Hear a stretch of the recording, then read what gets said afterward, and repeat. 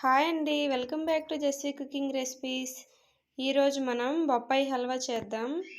ముందుగా stove on చేసి pan పెట్టుకొని అందులో 3 టేబుల్ స్పూన్ గీ వేసుకోవాలి. గీ వేడైన తర్వాత కొన్ని డ్రై ఫ్రూట్స్ చిన్న ముక్కలుగా కట్ చేసుకొని వేసుకోవాలి. ఈ హల్వా చాలా బాగుంటుందండి, చాలా టేస్టీగా ఉంటుంది. ఎప్పుడు రొటీన్గా కాకుండా ఇలా డిఫరెంట్గా ట్రై చేసి చూడండి.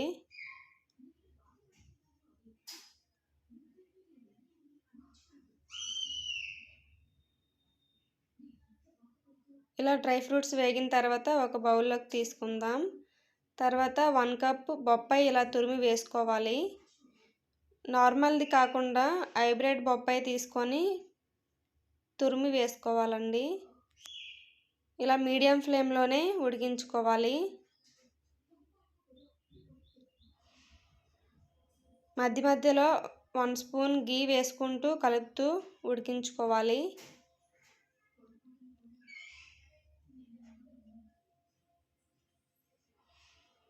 తర్వాత 1 కప్ బొప్పాయి తురుముకి 1/2 కప్పు షుగర్ అయితే సరిపోతుంది. షుగర్ వేసుకొని ఉడికించుకోవాలి. ఇలా కొంచెం దగ్గర పడిన తర్వాత 1/2 టీ స్పూన్ యాలకుల పొడి వేసుకోవాలి. తర్వాత డ్రై ఫ్రూట్స్ కూడా వేసుకోవాలి.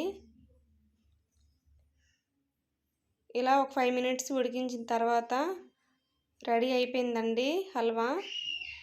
చాలా టేస్టీగా ఉంటుంది. ఈ రెసిపీ మీకు నచ్చినట్టయితే నా ఛానల్ని లైక్ చేసి, షేర్ చేసి, సబ్స్క్రైబ్ చేయండి. Thank you for watching.